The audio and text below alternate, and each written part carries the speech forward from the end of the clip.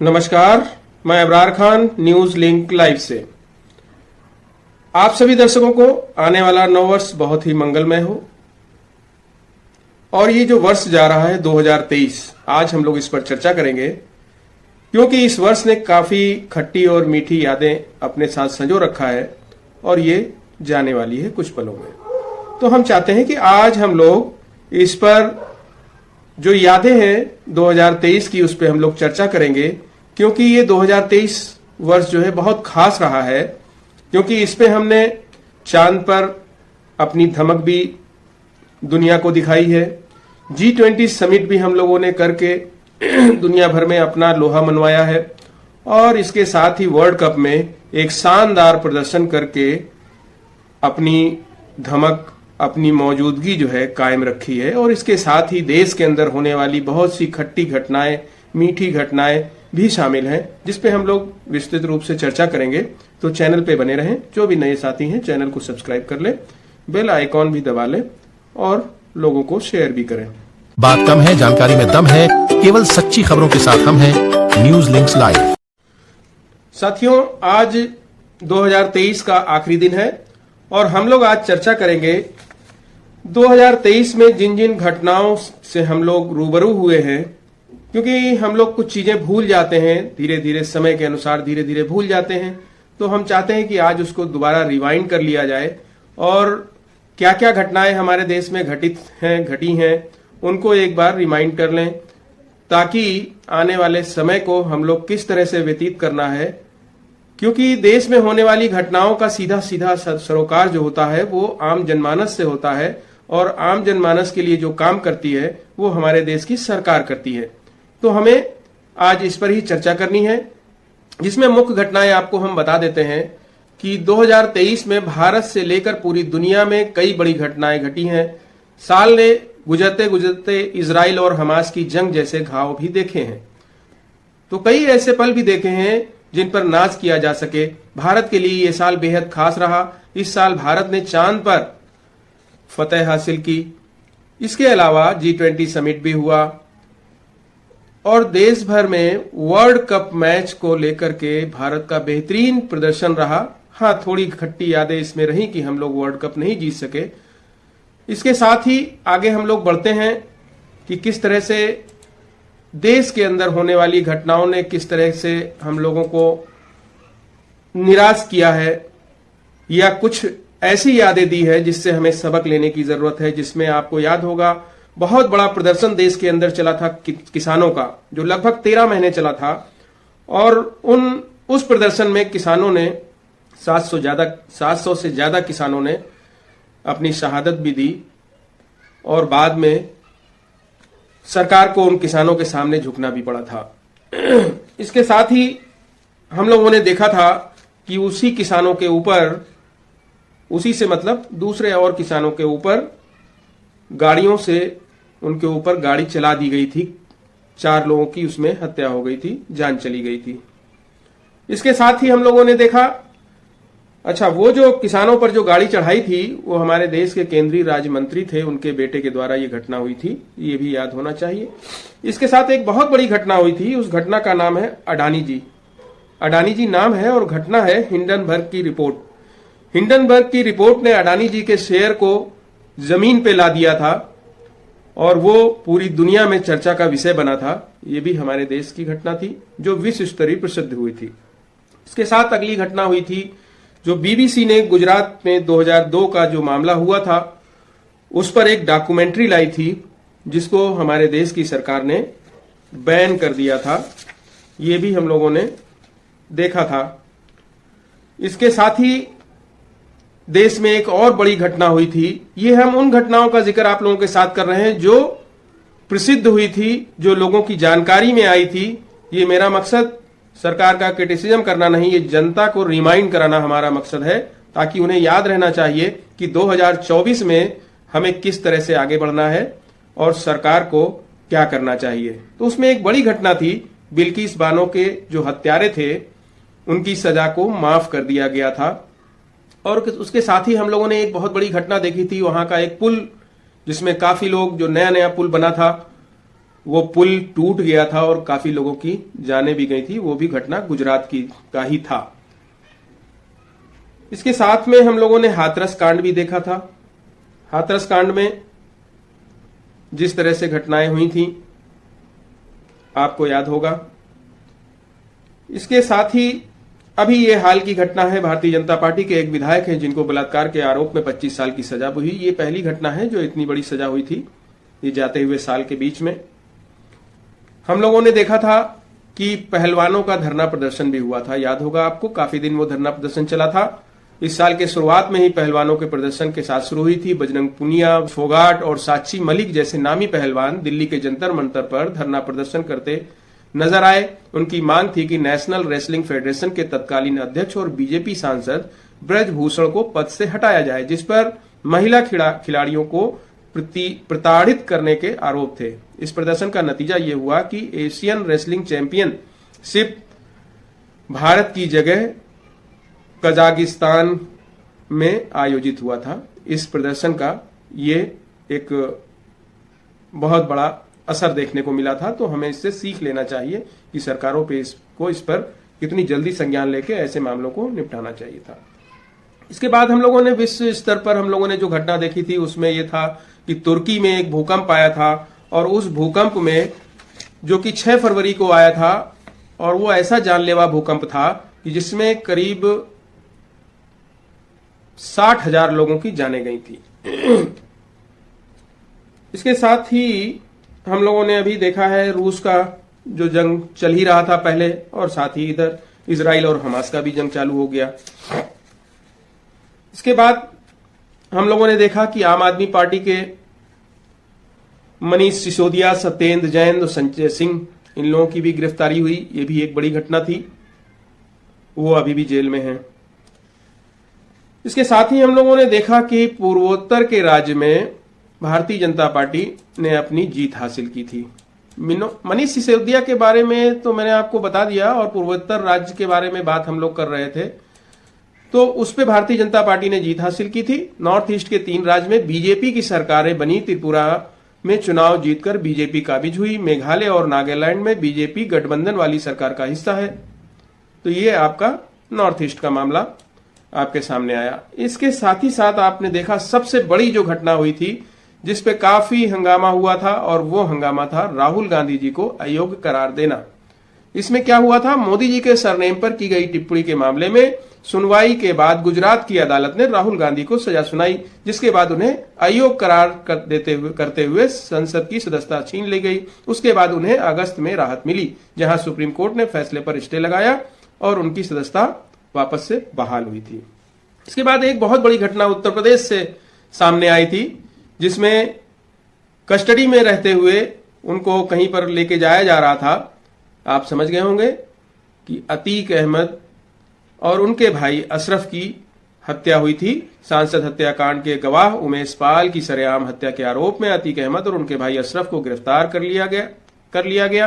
गिरफ्तारी के बाद 15 अप्रैल को अतीक अहमद और उनके भाई अशरफ को मेडिकल चेकअप के लिए ले जाया जा रहा था। इसी दौरान 3 युवकों ने आकर उन्हें गोलियों से भून डाला। दोनों की मौके पर ही मौत हो गई थी। इसके बाद एक और बड़ी घटना हुई। उस घटना का नाम है खालिस्तानी आतंकी अमृतपाल सिंह गिरफ्तार हुए थे, और यह घटना थी 23 अप्रैल की। खालिस्तानी समर्थक आतंकी अमृतपाल सिंह 23 अप्रैल को उस गुरुद्वारे के बाहर से गिरफ्तार हो गया जहां वो कानून के डर से छिपा हुआ था। वो जरनैल सिंह भिंडरवाला की तर्ज पर खालिस्तानी आंदोलन को आगे बढ़ाने के फिराक में था। ये हो गई बात। इसके बाद एक और बड़ी घटना हुई। उस घटना का नाम है हमारे देश की आबादी चाइना से आगे निकल गई। इस साल अप्रैल माह में भारत चीन को पछाड़कर दुनिया में सबसे अधिक आबादी वाला देश बन गया। भारत को अब अपने डेमोग्राफिक डिविडेंड का फायदा मिलने की उम्मीद है, क्योंकि अब देश की कुल आबादी में कामकाजी लोगों की संख्या ज्यादा बढ़ गई।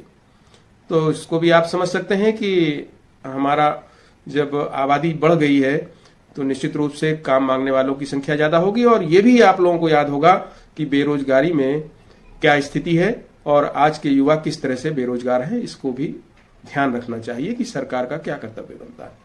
इसके बाद अगली घटना हुई, कर्नाटक में कांग्रेस ने जीत हासिल की।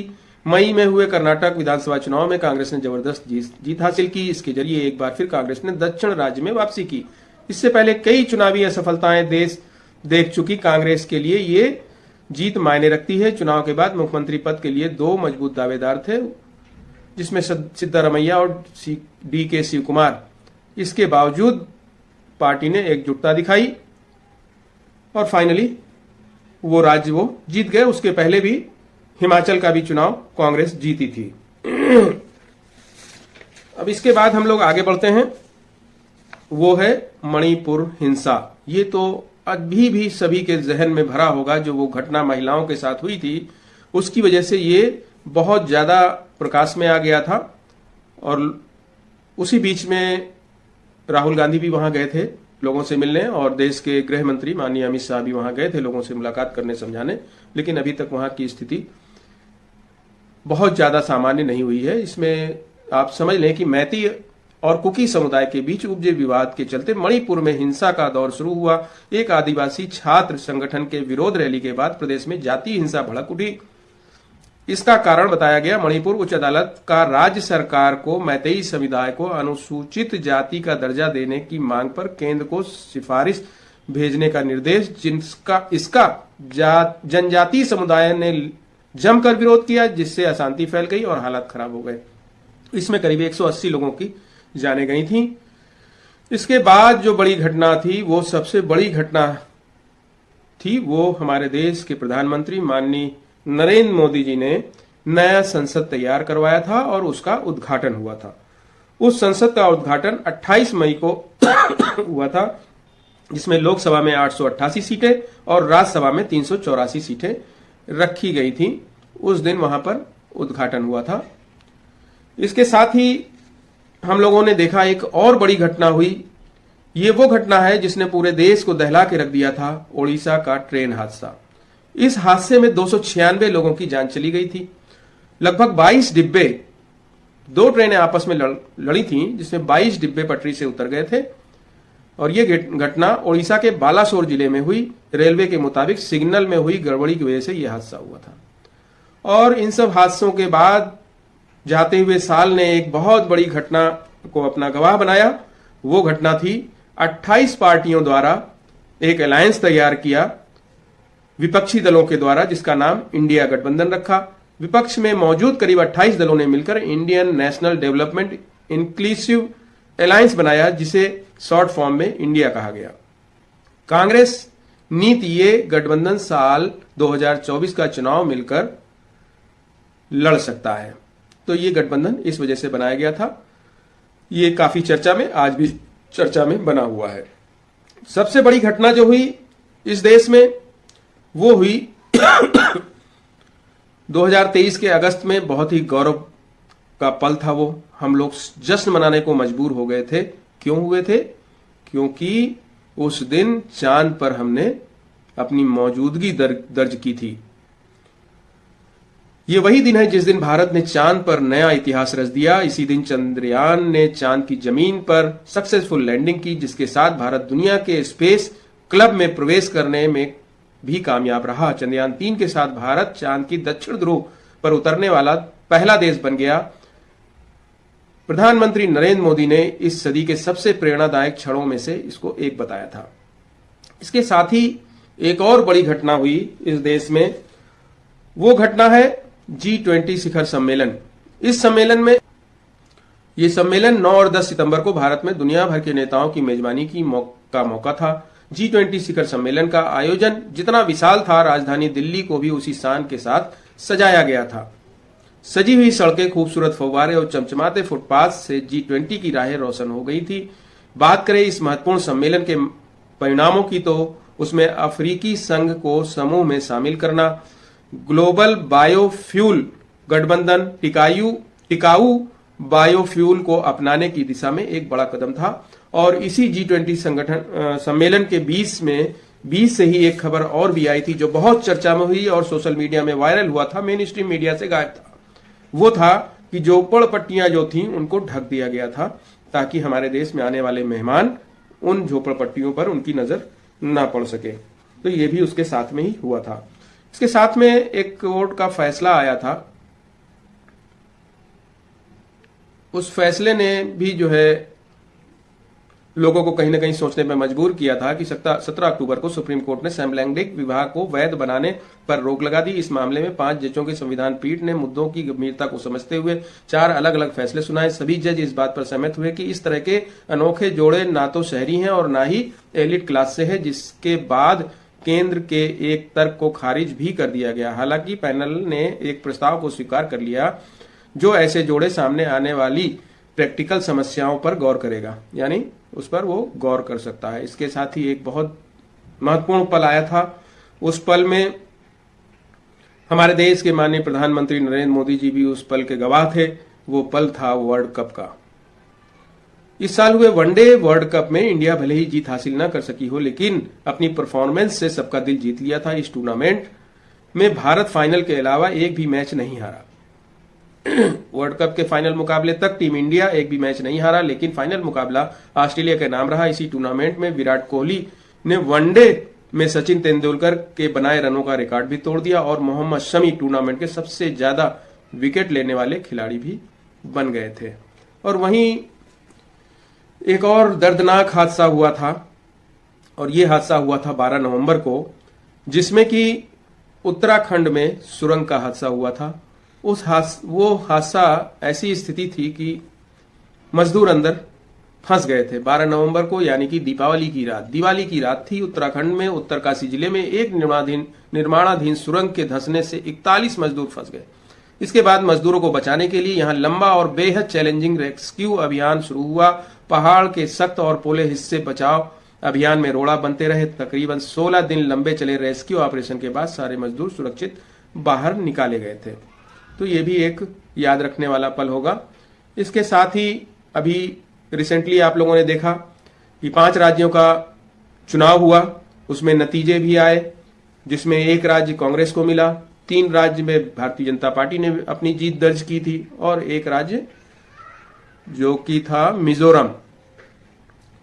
तो इस तरह से यहां ये भी एक पल है जो याद रखने वाला है कि क्या स्थिति। और सबसे भयावह पल जो था देश के अंदर, वो पल था सदन की सुरक्षा में चूक।